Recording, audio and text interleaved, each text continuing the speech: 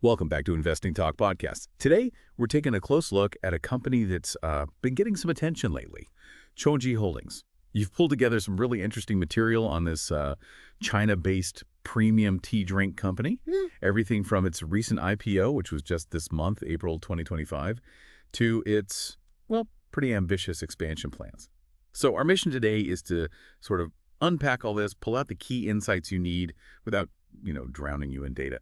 The big question really is, can Chagee make its rapid Chinese success work in the, well, very competitive U.S. market and actually deliver long-term value for you? Let's get into it. We have a few different sources here. Articles looking at Chagee's background, its financials, where it sits in the market, future prospects, plus news specifically around that IPO this month. And there's also a due diligence report that gives a bit more financial and business context. So yeah, let's see what makes Chagee, tick. What really jumps out at me is just the speed. Founded in 2017. Yeah, 2017, not that long ago. Exactly. And by 2025, over 6,440 locations. That's fast. It really highlights the demand in China and how effective their franchising model seems to be. That franchising speed is impressive. Does it suggest a model that's easy to replicate, maybe? Well, lower risk for expansion than growing organically? potentially. I mean, it gets you scale quickly. But it also brings up questions like, how do you maintain quality control across that many franchise stores? That's always a challenge. True. And another thing is their supply chain. They seem to handle a lot of it themselves. Raw materials, packaging equipment, all through their own online platforms. So vertical integration. That could give them more control over costs and quality, right? It certainly could. Compared to companies relying totally on outside suppliers, it's potentially a significant advantage, especially when you're scaling up that fast. Okay, so let's back up slightly. For listeners who aren't familiar, what exactly is Chagee? Founded 2017, HQ in Shanghai. They operate and franchise these tea houses under the Chagee brand, mainly China, but now looking internationally. And they specialize in freshly made tea drinks. Think tea lattes, tea puccinos, that kind of thing. Premium segment. Right, premium bubble tea, basically. Right. A hot market space. And as you said, rapid growth, over 6,400 tea houses, mostly in China. And now they're gearing up for the U.S. market. First store plan for Los Angeles. That's the big next step they're flagging. Okay, so massive growth in store count. But the key question for investors is always, does that translate into strong financial performance? Let's look at the recent numbers. Okay, performance. So the stock, CHA, it's been trading somewhere between, say, $29 and $32 lately. Previous close was around $30.66. Now, looking back over the past year is a bit tricky because the IPO was so recent, but the range shows a high near $41.80 and a low near $29. And the IPO itself, priced at $28. $28 for sure, yeah. And it popped initially about 15%. Okay, so some volatility. Pretty standard after an IPO, I guess, but it does show there's interest there. Definitely. That IPO on the Nasdaq Global Select plus the U.S. move, those are the big potential growth drivers everyone's watching. And that initial jump, then settling into a range, yeah, that's the market trying to figure out the right price for a new public company. It's probably worth noting the IPO was led by some big names, Citigroup, Morgan Stanley, Deutsche Bank. Suggests some institutional confidence. Right, underwriters matter. Okay, let's turn to the actual financials then. The numbers look, well, pretty interesting. Revenue is around $1.7 billion based on trailing 12 months data. Solid top line. Yeah, but net income, I'm seeing slightly different figures. One source mentions around $196 million. Another puts it closer to $338 million for the last fiscal year. That is a discrepancy. It could be different reporting periods used or maybe different accounting adjustments, estimates. Something to be aware of. Definitely something to keep an eye on in future filings. Earnings per share, TPM, is in the $1.72 to $1.95 range. Okay. And that puts the price-to-earnings ratio around, what, 15.88 based on the reported EPS and current price? Around 16, yeah. Which, on the surface, might seem moderate for a company growing this quickly. Moderate, yeah. We'll need to compare that to competitors later. What about debt? Any red flags? The sources don't seem to detail specific levels, but no major alarms raised publicly. No, nothing specific mentioned as a major concern right now. The overall picture from the financials seems to be solid profitability, especially considering how fast they're expanding. And one other number that caught my eye, free cash flow, reached $358 million for the 12 months ending December 2024. That's a strong positive. Generating cash is key. So yeah, even with that net income question mark, the revenue and free cash flow look pretty healthy. So going back to that PE of around 16, you said moderate, but How should investors think about that? Well, it needs context, right? You absolutely have to look at the PE ratios of Heitia, Nayuki, Cocoa Fresh Tea, those kinds of direct competitors, to see if it's reasonable relative to the sector and their growth rates. Makes sense. Okay, every company has its pluses and minuses. Hmm. Let's talk strengths and weaknesses for Chagee. Strength seems obvious, that incredible growth to over 6,000 stores so quickly, plus the strong revenue and demonstrated profit. Absolutely. And the strategic move into international markets, starting with the US, has to be seen as a major potential plus. On the other side, though, things to consider. Lack of analyst coverage right now. That's typical for a new IPO, but it means less outside validation of their value. Right. You, the investor, have to do more homework yourself in the early days. And they don't pay a dividend currently. So this is purely a capital appreciation play for investors at the moment. Which is also common for growth-focused companies. They're reinvesting earnings back into expansion, presumably. And then there's that post-IPO volatility we mentioned. Suggests the market is still a bit uncertain about the long-term story. All valid points. The lack of a dividend just shifts the focus, as you say. The big hurdle, I think, could be cracking that U.S. market effectively. How so? What's the main challenge there? Adapting. Adapting the menu, the marketing, the whole experience to local American tastes, while still keeping their core brand identity. That's tricky. And what should investors watch for to see if they're succeeding? Key metrics will be things like same-store sales growth once the U.S. stores are up and running, and how well they manage costs in a completely new and likely more expensive operating environment. Got it. So how is the market actually perceiving Chagee right now?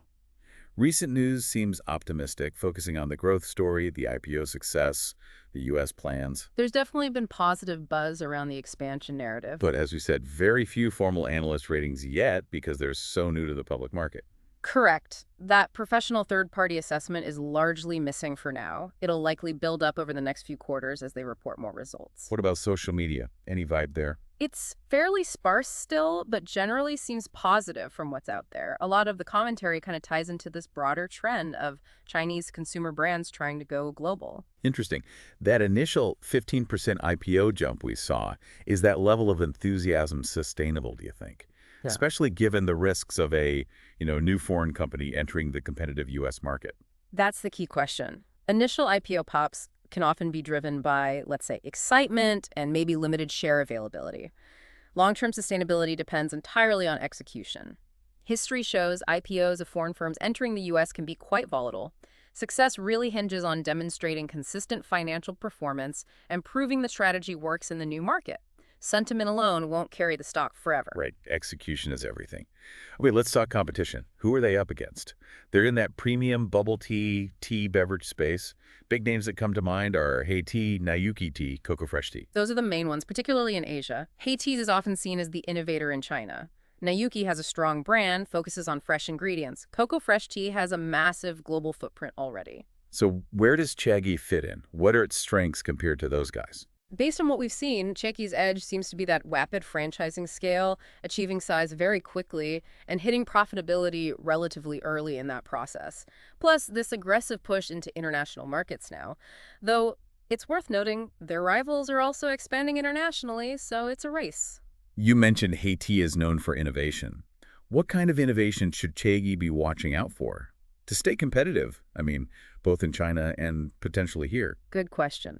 Innovation in this space moves fast. It could be new drink categories, unique flavor combinations, seasonal specials, different health angles, maybe tech integration in ordering or loyalty programs, or even unique store designs and experiences. Chagee will need to keep their offerings fresh and appealing to avoid becoming just another tea shop. Building brand loyalty is key when consumers have so many choices. And the due diligence report mentioned low barriers to entry in this industry. That's right, which makes continuous innovation and strong branding even more crucial for maintaining a competitive advantage. You can't just stand still. Okay, looking ahead then, what are the potential catalysts for Chagee's performance? The big one seems to be the U.S. store openings, planned for this spring or summer, right? That could be a significant revenue boost if they get it right. Absolutely. That's probably the single biggest near-term catalyst investors are watching. Success there could really change the growth trajectory. And beyond that, just their upcoming quarterly earnings reports. As a new public company, each report will give much clearer insight into how that growth is actually translating to the bottom line. Of course, there are always risks too. What are the main headwinds? Well, several things. Regulatory shifts affecting Chinese companies operating overseas, that's always a background risk. Intensifying competition, both at home in China and in new international markets like the US. We just talked about how crowded it is. And then, broader macroeconomic factors. Anything that hits consumer spending on non-essential treats could impact them. Yeah, that premium tea market does sound packed. It's going to be a real test for Chinese brand and their execution to carve out space, especially stateside. It is. Adapting to U.S. consumers, managing the logistics across continents, it's a complex undertaking. Success isn't guaranteed just because they did well in China. So, putting it all together, what's the assessment? The sources seem to lean towards a sort of hold or maybe moderate buy feeling. That seems to be the cautious consensus, yes. You have a compelling growth story, strong financials so far, really ambitious plans. The valuation seems, let's say, reasonable if they achieve that growth potential. But the caveats are the limited analyst coverage for now, and that post-IPO uncertainty or volatility suggests maybe waiting for more proof points. Exactly. A cautious approach seems warranted until we see a few quarters of consistent performance as a public company, and critically, how that U.S. expansion actually starts to unfold. That aligns pretty well with the takeaway from the due diligence report, too, acknowledging the potential, but advising caution given the limited post-IPO data. Okay, so let's recap our exploration of Chagee Holdings, ticker CHA. We've got a rapidly growing company in the premium tea space, huge presence in China, now making a big move onto the public stage via the Nasdaq Q, and pushing into the U.S. They've got impressive revenue and profit numbers for their age, but being newly public, there are definitely factors to watch closely. It's a fascinating mix, isn't it? You've got consumer trends towards these kinds of beverages, the dynamics of global expansion, and all the uncertainties of a freshly listed company rolled into one. It really is, and that leads to the core question for you, the investor. How do you balance that potential for high growth against the inherent unknowns of a recent IPO and these big international bets? And we've really just scratched the surface here today. As Chagee reports more quarterly results, as those first U.S. stores open and we see how they perform, there will be much more to analyze. So we definitely encourage you to keep an eye on the usual places: financial news outlets, their filings on the Nasdaq site, and the company's own investor relations page for the latest updates. Thank you for joining us for this focused exploration. If you found this analysis helpful, please do subscribe, like this discussion, and maybe leave us a comment. We really value your feedback, and it helps us create more content that you find useful. Until our next exploration, keep exploring and stay informed.